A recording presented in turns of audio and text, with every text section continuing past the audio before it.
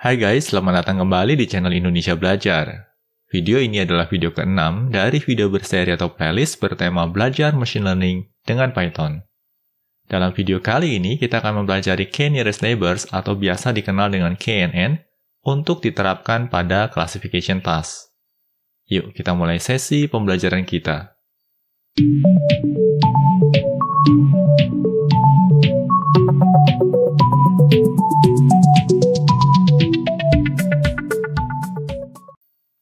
Oh ya guys, kadang mengingatkan bagi kalian yang mendapatkan manfaat dari video ini, jangan lupa untuk memberikan like pada videonya. Dan bagi kalian yang belum subscribe di channel Indonesia Belajar ini, pastikan kalian untuk subscribe dan aktifkan juga tombol loncengnya. Karena di tiap minggunya kami selalu mengupload video-video tutorial terbaru terkait dunia IT. Jadi pastikan kalian untuk stay tune terus di channel Indonesia Belajar ini. Nah, untuk sesi pembelajaran kita kali ini, kami juga sudah menyiapkan notebook ya. Di sini kita akan switching dulu ke presentation mode. Dalam sesi pembelajaran kali ini, kita akan mempelajari model machine learning lain yang juga umum ditemui di kelas machine learning, yaitu K-nearest neighbors atau biasa disingkat sebagai KNN. KNN adalah model machine learning yang dapat digunakan untuk melakukan prediksi berdasarkan kedekatan karakteristik dengan sejumlah tetangga terdekat. Prediksi yang dilakukan dapat diterapkan baik pada classification maupun regression task. Nah, di sini berarti KNN ini bisa digunakan baik untuk classification maupun untuk regression. Dalam sesi pembelajaran kita kali ini, kita akan berfokus pada penerapan KNN untuk classification task. Bagi kalian yang masih bingung dengan istilah classification task, kami sangat menyarankan untuk mempelajari kembali video pertama dari seri belajar machine learning ini. Dan bagi kalian yang membutuhkan referensi lebih lanjut terkait KNN, kalian juga bisa memanfaatkan halaman Wikipedia berikut ini. Nah, ini adalah halaman Wikipedia untuk K-nearest neighbors. Jadi bagi kalian yang tertarik, kalian bisa mempelajari lebih lanjut pada halaman Wikipedia ini. Kita close dulu. Link untuk menuju halaman Wikipedia ini juga akan kami sertakan pada deskripsi video. Nah, di sini yuk kita mulai sesi pembelajaran classification dengan KNN atau K-nearest neighbor. Di sini pertama-tama kita akan persiapkan terlebih dahulu dataset yang akan kita pergunakan dalam sesi pembelajaran ini. Kali ini kita akan membentuk dataset yang berisi daftar berat dan tinggi badan sejumlah partisipan beserta gender atau jenis kelaminnya. Dataset ini akan kita tampung ke dalam format pandas data frame. Berikut akan kami demokan caranya. Nah, di sini pertama-tama kita akan import dulu modul pandasnya, import pandas SPD. Lalu berikutnya, di sini kita juga siapkan suatu variabel ya, yang digunakan untuk menampung suatu data dictionary, di mana dictionary ini akan menampung 3 buah keys, yaitu tinggi, berat, dan JK. Nah, JK ini nanti akan berasosiasi dengan daftar jenis kelamin. Sedangkan tinggi dan berat ini akan berasosiasi dengan nilai tinggi badan dan juga berat badan. Lalu selanjutnya, dictionary ini kita tampung ke dalam suatu variabel dengan nama census. Nah, dictionary census ini kemudian akan kita bentuk menjadi suatu pandas data frame. Oleh karenanya, di sini kita panggil pd.dataframe census. Lalu objek data frame ya kita tampung ke dalam variabel census_df. Untuk berikutnya kita tampilkan ke layar. Kita coba eksekusi ya guys skripnya di sini. Kita scroll down, dan ini dia. Ya, ini merupakan data frame yang terbentuk. Oh ya guys, bagi kalian yang masih awam dengan topik Python pandas data frame, kami sangat menyarankan untuk mempelajarinya terlebih dahulu. Di channel Indonesia Belajar ini, kami pernah membuatkan satu seri pembelajaran yang secara khusus membahas topik Python pandas. Jadi, kalian bisa mempelajarinya melalui seri pembelajaran tersebut.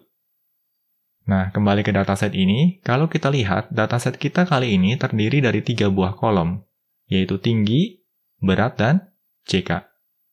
Dalam sesi pembelajaran kita kali ini, kita akan membentuk model machine learning sederhana yang dapat digunakan untuk memprediksi gender atau jenis kelamin seseorang berdasarkan data tinggi dan berat badannya. Dengan kata lain di sini, data tinggi dan berat badan akan berperan sebagai features, sedangkan jenis kelamin akan berperan sebagai target. Kita coba lanjut ya ke slide berikutnya. Di sini kita akan coba visualisasikan dataset sensus yang telah kita bentuk sebelumnya ke dalam scatterplot, di mana sumbu X akan berasosiasi dengan tinggi badan, sedangkan sumbu Y akan berasosiasi dengan berat badan. Di sini kita juga akan menggunakan warna marker yang berbeda untuk merepresentasikan jenis kelamin pria dan wanita. Berikut akan kami demokan caranya. Nah, di sini pertama-tama kita import dulu modul penting kita, import matplotlib.py plot as plt. Lalu berikutnya di sini kita akan membentuk subplots, di mana kita akan menangkap objek figure dan aksesnya. Lalu selanjutnya kita juga akan melakukan looping terhadap data sensus DF ini, di mana sensus DF-nya kita grouping dulu berdasarkan JK atau berdasarkan jenis kelaminnya. Nah, di sini di tiap iterasinya kita akan menangkap dua nilai, yaitu JK yang merepresentasikan jenis kelamin berdasarkan pengelompokannya, dan yang kedua adalah D. Nah, D ini akan berisi sekumpulan baris data dari kelompok jenis kelamin tertentu.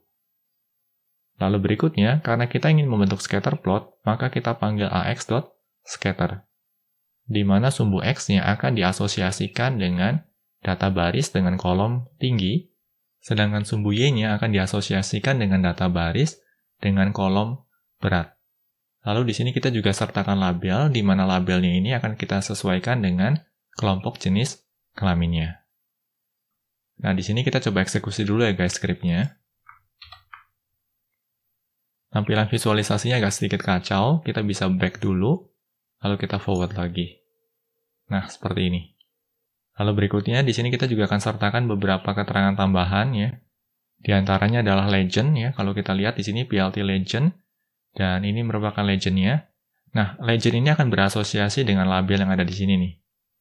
Kalau di sini kita tidak sertakan parameter label, maka legendnya hanya akan menampilkan warna biru dan orange saja, tanpa disertai label pria dan wanita ini. Oleh karenanya, di sini sangatlah penting untuk menyertakan label. Lalu berikutnya, sewaktu kita memanggil PLT legend, kita juga menyertakan parameter log. Nah, parameter log ini digunakan untuk mengatur lokasi atau posisi dari legendnya. Di sini lognya kita set sebagai upper left, berarti posisinya ada di sudut kiri atas. Selanjutnya, sebagai data tambahan, di sini kita juga menyertakan judul, lalu label untuk sumbu X dan juga label untuk sumbu Y. Di sini kita ada title ya, ada X label dan ada Y label. Selain itu, di sini kita juga menyertakan PLT grid yang kita beri nilai true untuk memunculkan grid seperti ini. Dan terakhir ya, di sini kita juga memanggil plt.show untuk memunculkan hasil plotting kita. Nah, di sini kalau kita hitung ya, jumlah markernya ada 1, 2, 3, 4, 5, 6, 7, 8, 9. Ada 9 marker. Nah, ke-9 marker ini akan berasosiasi dengan setiap baris dari dataset kita. Kalau kita back di sini, nah ini dia ya, bisa nampak ya, di dalam pandas data frame kita ini, kita memiliki 9 buah entries atau 9 buah rows atau 9 buah instances. Oleh karenanya, setiap baris ini akan menghasilkan satu data point pada scatter plotnya. Dan bisa nampak juga di sini ya, data prianya ada 4, sedangkan data wanitanya ada 5. Dan ini juga sesuai dengan yang ada dalam pandas data frame kita. Prianya ada 4, dan wanitanya ada 5. Kita next lagi di sini.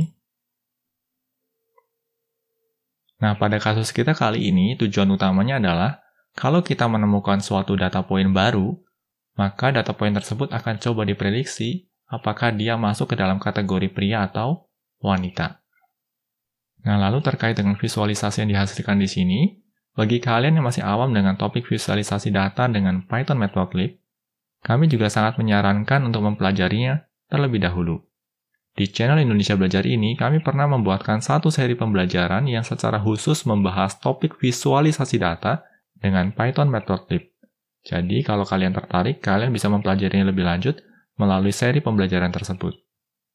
Kita coba lanjut ya guys ke slide berikutnya. Setelah kita memahami konteks dataset dan juga permasalahannya, kita akan coba menerapkan KNN atau K-nearest neighbors untuk melakukan klasifikasi jenis kelamin berdasarkan data tinggi dan berat badan. Nah, sesuai dengan namanya, model machine learning yang satu ini akan melakukan prediksi, dalam kasus ini adalah prediksi gender atau prediksi jenis kelamin, berdasarkan kemiripan karakteristik atau features dengan dataset yang kita miliki. KNN juga termasuk salah satu model machine learning dasar yang wajib dikuasai. Kita coba lanjut ya guys ke slide berikutnya. Sebelum kita melangkah ke proses training model, kita perlu lakukan beberapa penyesuaian pada dataset sensus ini, di mana kita akan konversikan data tinggi badan dan berat badan ke dalam NumPy array, untuk selanjutnya kita tampung ke dalam variabel xtrain sebagai sekumpulan features untuk training set. Lalu untuk kolom jenis kelamin juga akan kita konversikan menjadi NumPy array untuk selanjutnya kita tampung ke dalam variabel ytrain sebagai sekumpulan nilai targets untuk training set.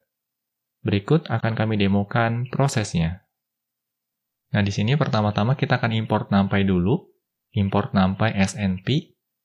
Nah, di sini kita akan membentuk dua buah NumPy array. Nah, untuk NumPy array yang pertama akan kita bentuk berdasarkan kolom tinggi dan kolom berat dari sensus df. Sedangkan NumPy array yang kedua akan kita bentuk berdasarkan kolom CK dari sensus df. NumPy array yang pertama akan kita tampung ke dalam variabel xtrain, sedangkan NumPy array yang kedua akan kita tampung ke dalam variabel ytrain. Kita coba eksekusi dulu ya guys skripnya di sini. Nah, ini dia hasilnya. Xtrain ini berisi sekumpulan nilai features, sedangkan ytrain-nya akan berisi sekumpulan nilai target. Kalau kita perhatikan di sini, sekumpulan nilai features untuk training set yang kita miliki sudah dalam format array 2 dimensi. Tipe datanya pun sudah berupa data numerik. Artinya, sekumpulan nilai features ini sudah siap digunakan untuk proses training. Tetapi, kalau kita perhatikan nilai targetnya, di sini tipe datanya adalah string. Sebenarnya, untuk kasus classification dengan KNN, target dengan tipe data string tetap bisa diproses dengan baik. Hanya saja kita akan menghadapi kendala sewaktu melakukan evaluasi model. Oleh karenanya, di sini kita akan konversikan nilai string ini menjadi numerik. Karena jenis kelamin ini hanya terdiri dari dua nilai, dalam kasus ini adalah pria dan wanita, maka kita bisa memanfaatkan label binarizer untuk melakukan konversi nilai string ini menjadi numerik biner. Berikut akan kami demokan prosesnya. Nah, di sini ya, kita bisa memanfaatkan kelas preprocessing yang disertakan oleh scikit-learn, yaitu label binarizer. Oleh karenanya di sini kita import dulu ya, from sklearn.preprocessing import label binarizer. Lalu berikutnya kita akan coba bentuk objek dari kelas label binarizer ini. Caranya juga cukup mudah, di sini kita tinggal panggil saja label binarizer, kurung buka kurung tutup. Nah, objek yang terbentuk ini akan kita tampung ke dalam variabel lb atau lb. Lalu, objek label binarizer ini akan kita manfaatkan untuk melakukan transformasi data yang terdapat dalam variabel ytrain. Oleh karenanya, di sini kita panggil lb fit transform ytrain. Dan nilainya akan kita tampung lagi ke dalam variabel ytrain. Selanjutnya, di sini kita juga akan lakukan print out nilai dari variabel ytrain-nya. Kita coba eksekusi dulu ya guys skripnya di sini. Kita scroll down. Nah, ini dia hasilnya. Oke, bisa nampak di sini ya. Di sini nilainya hanya ada dua, yaitu 0 dan 1. Nah, untuk kasus kita kali ini, nilai 0 ini akan merepresentasikan data pria, sedangkan nilai 1-nya akan merepresentasikan data wanita. Hanya saja kalau kita perhatikan di sini, setelah melalui proses transformasi data dengan label binarizer, sekumpulan nilai target yang kita miliki ini sekarang tersimpan dalam format array 2 dimensi. Oleh karenanya, di sini kita perlu kembalikan menjadi array 1 dimensi dengan memanfaatkan metode flatten. Berikut akan kami demokan caranya. Kita scroll down dulu di sini, ya. Di sini caranya cukup mudah, ya. Kita tinggal panggil saja ytrain.flatten, lalu hasil transformasinya akan kita tampung lagi ke dalam variabel ytrain untuk kemudian kita cetak ke layar. Kita coba eksekusi ya guys skripnya di sini. Kita scroll down, dan ini dia hasilnya. Nah, sekarang sekumpulan nilai features dan targetnya sudah siap digunakan untuk training model. Kita coba lanjut ya guys ke slide berikutnya. Setelah training setnya kita persiapkan, selanjutnya kita akan melangkah ke proses training model. Kali ini, model machine learning yang akan kita gunakan adalah KNN. Berikut akan kami demokan prosesnya. Nah, di sini pertama-tama kita akan import dulu estimator kelasnya. From scalar.neighbors, import kNeighbors classifier. Nah, di sini kita pilih kNeighbors classifier karena kita akan menggunakan KNN ini untuk classification task. Di sini terdapat satu parameter yang harus kita spesifikasikan nilainya, yaitu parameter K atau parameter K. Untuk kasus kita di sini, nilai parameter K-nya kita set sebagai 3. Nah, nilai parameter K ini digunakan untuk menentukan jumlah tetangga terdekat yang akan dilibatkan untuk proses prediksi. Dan untuk kasus kita kali ini adalah 3 tetangga terdekat. Setelah nilai K-nya kita tentukan, berikutnya kita akan bentuk objek dari kelas kNeighbor classifier. Nah, kNeighbor classifiers ini akan membutuhkan satu parameter yaitu nNeighbors yang kita beri nilai K. Lalu berikutnya, setelah objek kNeighbors classifier ini terbentuk, kita tampung ke dalam variabel model. Untuk selanjutnya, kita training dengan memanfaatkan Xtrain dan Ytrain yang sudah kita persiapkan sebelumnya. Nah, di sini proses trainingnya kita lakukan dengan cara memanggil model.fit, lalu Xtrain dan Ytrain. Kita coba eksekusi ya guys skripnya di sini. Nah, setelah modelnya kita training, maka status dari model ini adalah trained model, atau model yang sudah di training. Nah, di sini proses trainingnya terbilang cepat, karena ukuran dataset yang kita miliki juga terbilang sangat kecil. Kita coba lanjut ya guys ke slide berikutnya. Setelah model KNN classifier yang kita training, tahapan selanjutnya kita akan gunakan trend model ini untuk melakukan prediksi gender berdasarkan data tinggi dan berat badan. Di sini kita akan siapkan terlebih dahulu data baru yang akan kita gunakan untuk prediksi. Nah, di sini semisal saja kita memiliki data tinggi badan 155 dan data berat badan 70 yang akan kita prediksi jenis kelaminnya, apakah wanita atau pria. Nah, di sini nilai features-nya harus kita bentuk dulu atau kita bandel dulu menjadi suatu numpai array. Oleh karenanya di sini kita panggil np.array, lalu kita bandel ya tinggi badan, berat badannya. Nah, karena di sini hanya terdapat satu dataset atau satu instance saja, maka di sini perlu kita reshape menjadi array 2 dimensi dengan cara .reshape 1, -1. Lalu berikutnya array ini akan kita tampung ke dalam variabel xnew dan kita coba tampilkan ke layar. Kita coba eksekusi dulu ya guys skripnya di sini. Nah, ini dia ya, bisa nampak di sini ya, array-nya adalah array 2 dimensi di mana jumlah barisnya adalah 1 dan jumlah kolomnya adalah 2.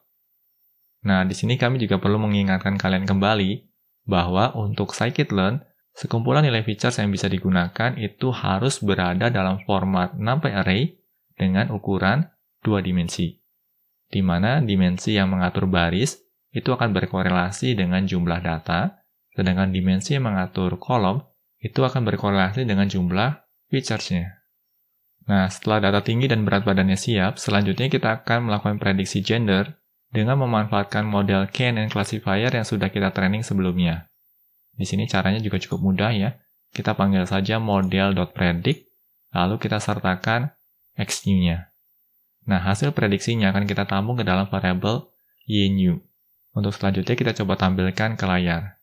Kita coba eksekusi ya guys skripnya di sini. Nah, ini dia hasilnya. Di sini kita bisa bilang bahwa tinggi badan 155 dengan berat badan 70 ini akan diprediksi memiliki jenis kelamin 1. Nah, di sini kalau kita lupa ya, 1 itu pria atau wanita, kita bisa panggil kembali label binarizer-nya. Nah, caranya adalah seperti ini nih. Kita tinggal panggil saja lb.inverse transform, lalu kita masukkan nilai binarnya.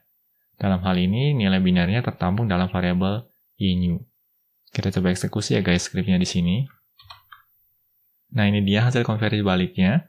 Di sini kita bisa tahu ya bahwa nilai 1 untuk target itu berkorelasi dengan jenis kelamin wanita. Atau dengan kata lain, tinggi badan 155 dengan berat badan 70 ini diprediksi sebagai data wanita oleh model yang sudah kita training sebelumnya. Nah, bagaimana guys? Harapannya bisa dipahami ya. Kita coba lanjut ke slide berikutnya. Untuk dapat memahami cara kerja KNN dengan lebih baik, kita akan coba visualisasikan posisi data baru tadi terhadap sekumpulan data tinggi dan berat badan yang kita gunakan sebelumnya untuk training model KNN. Berikut akan kami demokan prosesnya. Nah, di sini sebenarnya kita tidak perlu lagi melakukan import matplotlib pyplot_splt ya, karena sebelumnya kita juga sudah melakukan proses import ini. Di sini kami coba hapus saja. Yang perlu kita lakukan di sini adalah kita panggil plt.subplots untuk mendapatkan objek figure dan aksesnya. Lalu berikutnya di sini kita akan coba tampilkan kembali data points dari dataset yang kita miliki. Caranya lebih kurang sama dengan apa yang pernah kita lakukan sebelumnya. Nah, hanya saja di sini kita akan menyertakan marker baru pada scatter plot kita. Marker baru ini dihasilkan dengan memanggil plt.scatter, di mana nilai x-nya itu berasal dari variabel tinggi underscore badan, dan nilai y-nya berasal dari berat underscore badan. Sedangkan untuk markernya kita beri nilai s, karena kita akan bentuk markernya sebagai square atau kotak. Lalu kita akan beri color atau warnanya merah, dan labelnya kita beri label mysterious. Kita coba eksekusi dulu ya guys skripnya di sini. Tampilannya agak sedikit kacau, nggak masalah. Kita bisa back dulu, lalu kita maju lagi. Nah, seperti ini. Sekarang tampilannya sudah lebih baik. Kalau kita lihat di sini ya, data misteriusnya ada di sini nih. Nah, kalau kita perhatikan secara visual ya, data point misterius ini, kalau kita pilih 3 tetangga terdekatnya, maka 3 tetangga terdekatnya adalah data yang ini, dan juga data yang ada di sini. Dan kalau kita lihat ya, dari ketiga data ini, 2 adalah wanita dan 1 adalah pria. Oleh karenanya tidaklah mengherankan bila data misterius ini akan diprediksi sebagai wanita. Nah, ini lebih kurang gambaran umum terkait bagaimana cara kerja dari KNN. Kita coba lanjut ya guys ke slide berikutnya. Setelah kita mempelajari cara kerja KNN secara umum atau secara general, berikutnya kita akan pelajari bagaimana KNN mengukur jarak atau kedekatan antara data baru yang diprediksi dengan sekumpulan data lain pada dataset training. Di sini kita akan mengenal Euclidean distance untuk mengukur jarak antara satu data point dengan data point lainnya. Untuk selanjutnya, sejumlah K data point dengan jarak terdekat inilah yang akan digunakan oleh KNN sebagai nearest neighbors atau tetangga terdekatnya. Nah, bisa kita lihat di sini ya, ini merupakan formula sederhana untuk Euclidean distance. Karena untuk kasus kita kali ini hanya terdapat 2 nilai features, yaitu tinggi badan dan juga berat badan, maka formula dari Euclidean distance-nya bisa kita bentuk semacam ini. T ini merepresentasikan tinggi badan, B ini merepresentasikan berat badan.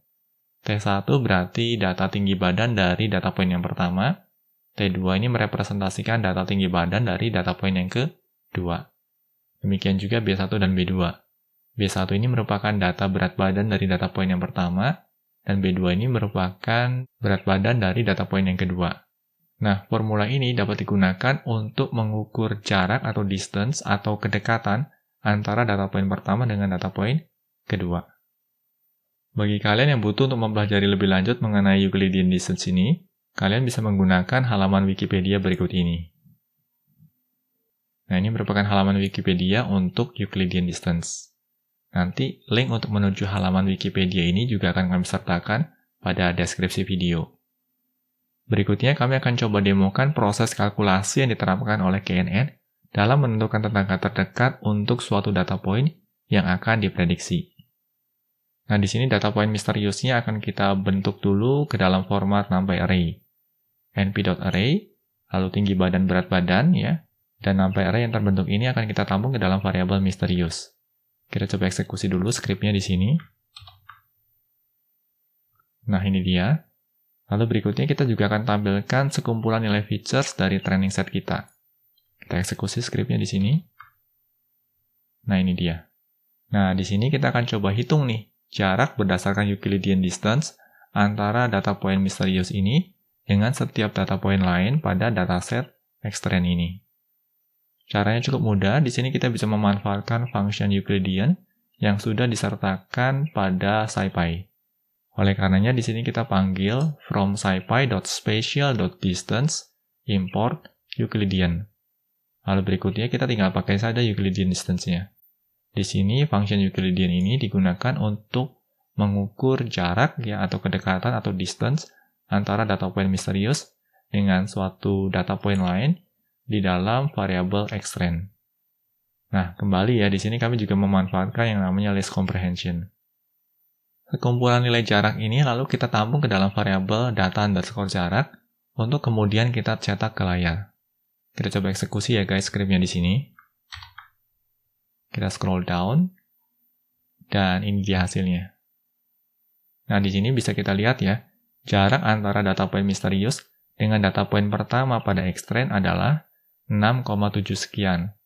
Sedangkan jarak antara data point misterius dengan data point kedua pada xtrend adalah 21,931 sekian. Demikian seterusnya. Pada tahapan berikutnya, untuk mempermudah proses pengamatan, kita akan bentuk kolom baru pada sensus DF ini dengan memanfaatkan data jarak yang ada di sini. Oleh karenanya, di sini kita tinggal panggil saja sensus DF jarak, ya. Artinya di sini kita akan membentuk kolom baru pada sensus DF dengan nama jarak. Lalu datanya kita ambil dari variabel data jarak ini. Untuk selanjutnya, data frame sensus DF ini akan kita urutkan nilainya berdasarkan kolom jarak. Nah, pengurutannya ini dilakukan secara ascending. Artinya dari nilai terkecil sampai dengan nilai terbesar. Kita coba eksekusi ya guys skripnya di sini. Kita scroll down, dan ini dia hasilnya. Nah, bisa kita lihat di sini, datanya sudah terurut ya, berdasarkan kolom jarak. Nah, karena untuk kasus kita kali ini nilai K-nya adalah 3, oleh karenanya di sini kita hanya akan memperhatikan 3 data point dengan jarak terdekat atau jarak terkecil dengan data point misterius kita. Oleh karenanya, bisa kita lihat di sini ya, ini adalah 3 baris pertama atau 3 neighbor terdekat yang akan kita perhatikan untuk melakukan proses prediksi. Untuk neighbor yang pertama, jenis kelaminnya adalah pria, neighbor yang kedua, jenis kelaminnya adalah wanita, dan neighbor yang ketiga, jenis kelaminnya adalah wanita.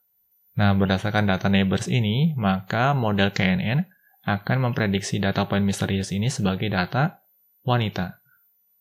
Bagaimana guys, harapannya bisa makin jelas ya, proses ataupun cara kerja dari KNN classification model ini. Kita coba lanjut ya ke slide berikutnya. Setelah memahami bagaimana KNN melakukan seleksi tetangga terdekat, selanjutnya kita akan mulai mempelajari beberapa matriks yang bisa kita gunakan untuk mengukur performa dari model machine learning untuk kasus classification task. Tetapi sebelumnya kita akan siapkan terlebih dahulu testing setnya. Nah, di sini kita akan siapkan testing setnya, di mana testing set yang kita persiapkan ini terdiri dari 4 data point. Oleh karenanya, di sini kita akan siapkan NumPy array yang terdiri dari 4 baris dan 2 kolom sebagai X-test. Lalu berikutnya, di sini kita juga akan siapkan target yang terdiri dari 4 data, yaitu pria, wanita, wanita. Nah, kembali ya, setiap elemennya ini kan bertipe data string. Dan nilai string ini perlu kita transformasikan menjadi nilai numerik biner dengan memanfaatkan label binarizer. Oleh karenanya di sini kita panggil lb.transform. Nah, kembali mengingatkan proses transformasi dari label binarizer ini akan menghasilkan array 2 dimensi. Padahal yang kita harapkan untuk y-test adalah array 1 dimensi. Oleh karenanya di sini kita perlu memanggil metode flatten. Kita coba eksekusi ya guys skripnya di sini. Nah, ini dia hasilnya. Ini merupakan nilai X-test dan ini merupakan nilai Y-test. Kalau kita lihat formatnya di sini sudah sesuai dengan apa yang kita butuhkan, di mana X-test ini terdiri dari sekumpulan nilai numerik yang dibundle atau yang dikemas sebagai array 2 dimensi. Demikian juga nilai Y-test-nya yang terdiri dari sekumpulan nilai numerik biner untuk kasus kita kali ini, yang dibundle dalam suatu NumPy array 1 dimensi. Setelah testing setnya siap, selanjutnya kita akan lakukan prediksi terhadap testing set ini dengan memanfaatkan model KNN classifier yang sudah kita training sebelumnya. Oleh karenanya, di sini kita panggil ya, model.predict, yang kita prediksi adalah nilai X-test-nya. X-test di sini. Nah, hasil prediksinya kita akan masukkan ke dalam variabel ypred. Kita coba eksekusi ya guys skripnya di sini. Nah, ini dia hasilnya. Bisa nampak di sini ya. Nilai yang diharapkan adalah yang ada di dalam y-test ya, di mana 0, 0, 1, 1. Sedangkan nilai prediksi dari model kita di sini adalah 1, 0, 1, 1. Yang kita tampung ke dalam variabel ypred. Nah, untuk fase evaluasi, pada intinya adalah kita akan membandingkan nilai y-test ini dengan nilai y-pret-nya. Kita coba lanjut ya guys ke slide berikutnya. Metrik evaluasi pertama yang akan kita pelajari adalah accuracy atau akurasi. Accuracy is the proportion of test instances that were classified correctly. Atau dengan kata lain, akurasi adalah proporsi dari instance pada training test yang diklasifikasikan secara benar atau yang berhasil diprediksi dengan tepat. Nah, bisa kita lihat di sini ya, formula untuk accuracy adalah TP atau true positive dijumlahkan dengan TN atau true negatif, lalu dibagi dengan TP ya atau true positive dijumlahkan dengan TN atau true negatif, dijumlahkan dengan FP atau false positive, dan dijumlahkan dengan FN atau false negatif. Kami ulangi sekali lagi ya, TP ini berarti true positif, TN ini berarti true negatif, FP ini berarti false positif, dan FN adalah false negatif. Nah, pada formula ini terdapat beberapa istilah dasar yang umum ditemui dalam classification task. Dua istilah pertama adalah true positif dan true negatif. Keduanya merepresentasikan hasil prediksi atau klasifikasi yang benar. True positif berarti sesuatu yang bernilai positif telah dengan tepat diprediksi sebagai positif oleh model. Sedangkan true negatif berarti sesuatu yang bernilai negatif telah dengan tepat diprediksi sebagai negatif oleh model. Atau kalau mengacu pada contoh kasus di sini, true positif berarti model sudah dengan tepat memprediksi data pria sebagai pria dan data wanita sebagai wanita. Sedangkan true negatif berarti model sudah dengan tepat memprediksi data wanita sebagai bukan pria dan data pria sebagai bukan wanita. Dua istilah berikutnya adalah false positif dan false negatif. Keduanya merepresentasikan hasil prediksi atau klasifikasi yang salah. False positif berarti sesuatu yang bernilai negatif telah keliru diprediksi sebagai positif oleh model. Sedangkan false negatif berarti sesuatu yang bernilai positif telah keliru diprediksi sebagai negatif oleh model. Atau kalau mengacu pada contoh kasus di sini, false positif berarti model sudah dengan keliru memprediksi data wanita sebagai pria dan data pria sebagai wanita. Sedangkan false negatif berarti model sudah dengan keliru memprediksi data pria sebagai bukan pria dan data wanita sebagai bukan wanita. Bagi kalian yang butuh untuk mempelajari topik ini lebih lanjut, kami juga akan menyertakan referensi ke halaman Wikipedia pada deskripsi video. Selanjutnya, kami akan demokan tahapan menggunakan metrik akurasi untuk melakukan evaluasi model machine learning pada scikit-learn. Nah, di sini untuk menghitung accuracy score caranya cukup mudah. Kita tinggal panggil saja from sklearn.metrics import accuracy score. Lalu cara pemanfaatannya juga cukup sederhana, kita tinggal panggil saja accuracy score, lalu kita akan menyertakan dua buah parameter. Parameter pertama adalah y-test dan parameter kedua adalah y-pret. Y-test ini merupakan target dari testing set, sedangkan y-pret ini merupakan hasil prediksi untuk target dari testing setnya. Hal berikutnya, nilai akurasi ini kita tampung ke dalam variabel ACC untuk berikutnya kita coba cetak ke layar. Kita coba eksekusi ya guys skripnya di sini. Nah ini dia ya, nilai akurasinya adalah 0,75. Atau dengan kata lain, nilai akurasinya adalah 75%. Nah bagaimana guys? Cukup mudah bukan? Kita akan coba lanjut ke metrik evaluasi berikutnya. Metrik evaluasi kedua yang akan kita pelajari adalah precision. Precision is the proportion of test instances that were predicted to be positive that are truly positive. Atau dalam bahasa Indonesia, di sini kita bisa bilang bahwa precision itu merupakan proporsi dari testing set yang diprediksi sebagai positif oleh model yang memang benar-benar positif. Dan ini merupakan formulanya ya, precision sama dengan TP atau true positif dibagi dengan nilai true positif yang dijumlahkan dengan nilai false positifnya. Nanti bagi kalian yang memang butuh untuk mempelajari precision dengan lebih lanjut, kami juga akan sertakan halaman Wikipedia terkait precision ini. Selanjutnya akan kami demokan tahapan menggunakan metrik precision ini untuk melakukan evaluasi model machine learning pada scikit-learn. Nah, di sini caranya juga cukup mudah ya. Kita cukup import dulu precision score-nya. kita import dengan cara from scalar.matrix import precision score. Lalu untuk menggunakannya juga sama seperti cara kita menggunakan evaluation matrix yang lain, kita cukup panggil saja precision_score, lalu kita sertakan nilai y-test dan nilai y-pred sebagai parameternya. Lalu hasilnya akan kita tampung ke dalam variabel prec atau precision, untuk kemudian kita cetak ke layar. Kita coba eksekusi ya guys scriptnya di sini. Nah ini dia, ya bisa nampak di sini nilai precisionnya adalah 0,6666 sekian. Atau di sini kita bisa bilang bahwa nilai precisionnya adalah 66,66%. Nah ini terkait dengan precision. Harapannya bisa dipahami ya. Kita akan coba lanjut ke metrik evaluasi berikutnya. Metrik evaluasi ketiga yang akan kita pelajari adalah recall. Recall is the proportion of truly positive test instances that were predicted to be positive. Atau kalau dalam bahasa Indonesia kita bisa bilang bahwa recall adalah proporsi dari data pada testing set kita yang memang benar-benar positif yang diprediksi sebagai positif oleh model kita. Nah, di sini nilai recall bisa kita peroleh dengan formula sebagai berikut. Nilai true positifnya kita bagi dengan nilai true positif yang dijumlahkan dengan nilai false negatifnya. Nah, di sini juga sama ya, bagi kalian yang ingin mempelajari recall dengan lebih detail, kami juga akan menyertakan link untuk menuju halaman Wikipedia terkait precision dan recall ini pada deskripsi video. Selanjutnya di sini kami akan demokan tahapan menggunakan metrik recall untuk melakukan evaluasi model machine learning pada scikit-learn. Nah, di sini caranya juga cukup mudah ya, kita tinggal import saja from scalar.matrix import recall score. Lalu pemanfaatannya juga sama ya, kita tinggal panggil saja recall score, lalu kita akan menyertakan y-test dan y-pred sebagai parameternya. Nilainya akan kita tampung ke dalam variabel rec untuk selanjutnya kita cetak ke layar.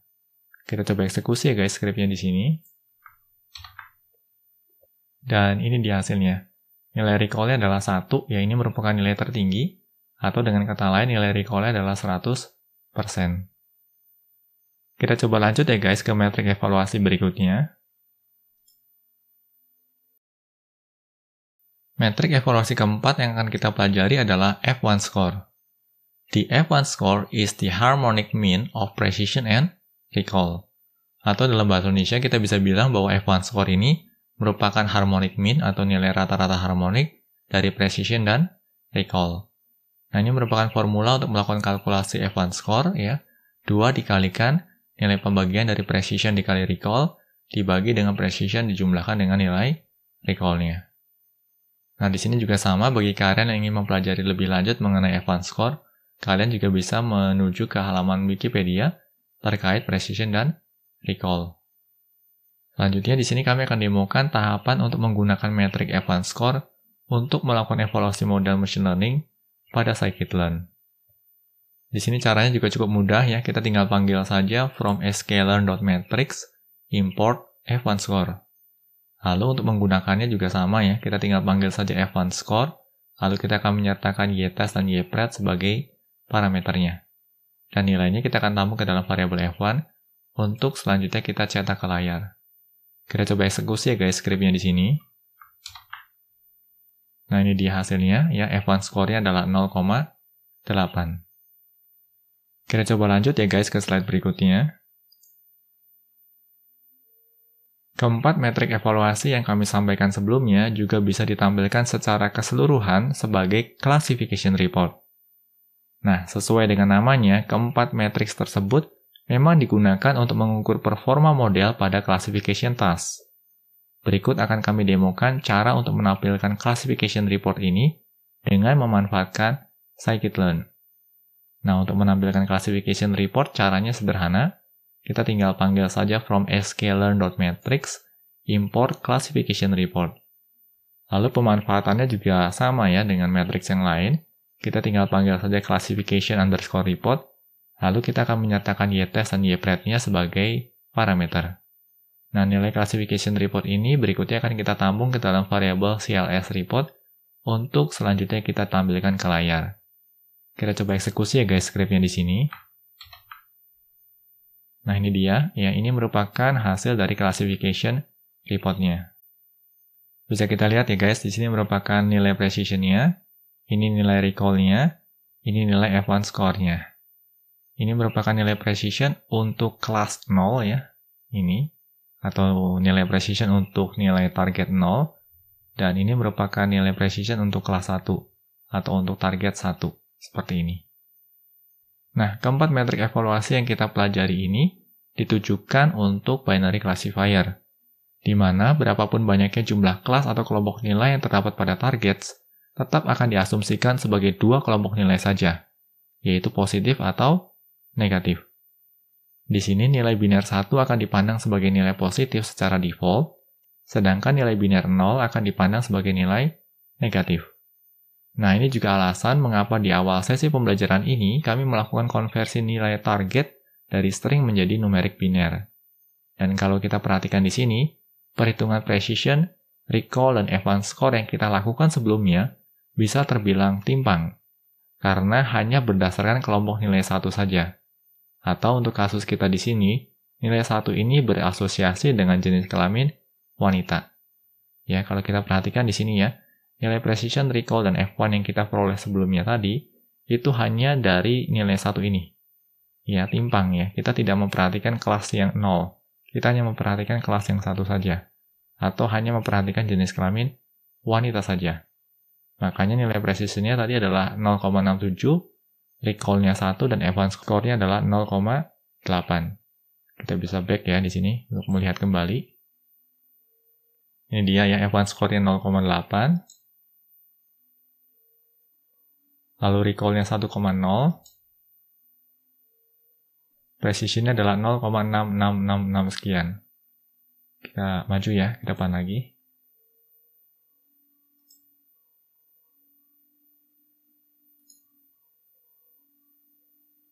Nah, ini dia ya. Jadi sebenarnya perhitungan yang kita lakukan tadi itu cukup timpang ya.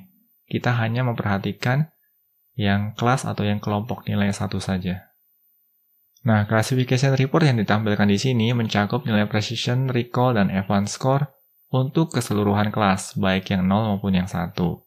Oleh karenanya, kami lebih menyarankan untuk menggunakan classification report daripada melakukan pengukuran precision, recall, dan F1 score secara terpisah. Selain itu, classification report juga menampilkan nilai rata-rata untuk precision, recall, dan F1 score-nya. Ya, kalau kita lihat di sini ada macro average dan ada weighted average untuk precision, recall, maupun F1 score-nya. Nah, ini merupakan nilai rata-rata untuk precision-nya, 0,83 ya, karena nilai precision-nya kan ada 2 ya, 1 dan 0,67. Lalu kita rata-ratakan, nilainya adalah 0,83. 0,75 adalah nilai rata-rata untuk recall-nya, yang diperoleh dari 0,5 dengan nilai 1. Kalau di rata-rata nilainya adalah 0,75. Lalu untuk F1 score-nya, nilai rata-ratanya adalah 0,73. Yang diperoleh dari nilai rata-rata antara nilai 0,67 dan nilai 0,8. Nah, sedangkan nilai akurasi ini sama sekali tidak terpengaruh oleh kelasnya. Apakah dilihat dari kelas 0 ataupun dari kelas 1. Nilai akurasi akan tetap sama. Nah, di sini sebagian dari antara kalian mungkin akan bertanya-tanya nih, mengapa nilai average-nya ada 2? Nah, untuk saat ini kita akan coba abaikan dulu ya, karena di sini kita tidak menerapkan weight sama sekali, sehingga nilai average untuk makro maupun weighted-nya akan sama. Nah, ini terkait dengan classification report, harapannya bisa dipahami ya guys. Kita coba lanjut ke metrik berikutnya. Metrik evaluasi kelima yang akan kita pelajari adalah Matthews Correlation Coefficient, atau biasa disingkat sebagai MCC. MCC is an alternative to the F1 score for measuring the performance of binary classifier. Atau dalam bahasa Indonesia kita bisa bilang bahwa MCC merupakan alternatif untuk F1 score untuk keperluan pengukuran performa dari binary classifier. A perfect classifier's MCC is 1. Nah, di sini artinya adalah nilai tertingginya adalah 1. A trivial classifier predicts randomly will score 0. Kalau prediksinya dilakukan secara random atau secara acak dan ngawur, maka nilai skornya adalah 0.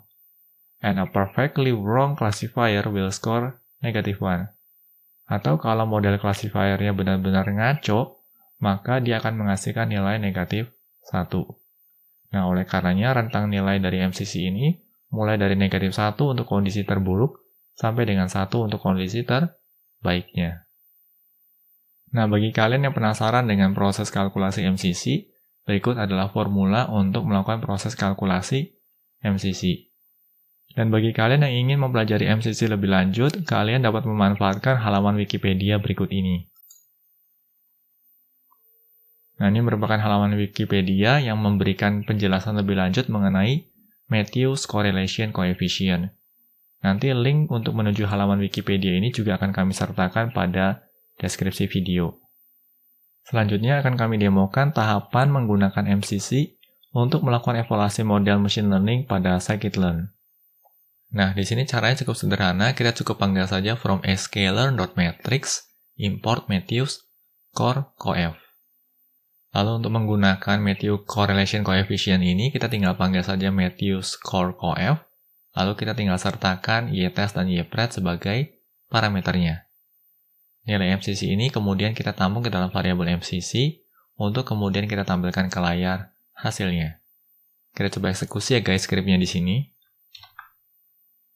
Kita scroll down, dan ini dia. Ini merupakan nilai MCC-nya, 0,577 sekian. Nah, bagaimana guys? Harapannya bisa dipahami ya. Demikian sesi pembelajaran terkait classification dengan k-nearest neighbors atau biasa disingkat sebagai KNN. Semoga materi pembelajaran yang disampaikan dapat membantu kalian dalam mempelajari machine learning. Pastikan juga untuk terus mengikuti materi pembelajaran lanjutan di channel ini. Bila mana ada pertanyaan ataupun masukan terkait materi yang disampaikan dalam video pembelajaran ini, kalian dapat menuliskannya pada kolom komentar di bawah ini. Kami akan selalu berusaha untuk menanggapi setiap pertanyaan dan masukan yang kalian sampaikan. Oke guys, semoga video ini bermanfaat bagi kita semua. Jangan lupa untuk komen, like, share, dan subscribe tentunya, karena ini akan membantu kami untuk terus menghasilkan materi pembelajaran berkualitas lainnya. Salam Indonesia Belajar, banyak belajar biar bisa bantu banyak orang.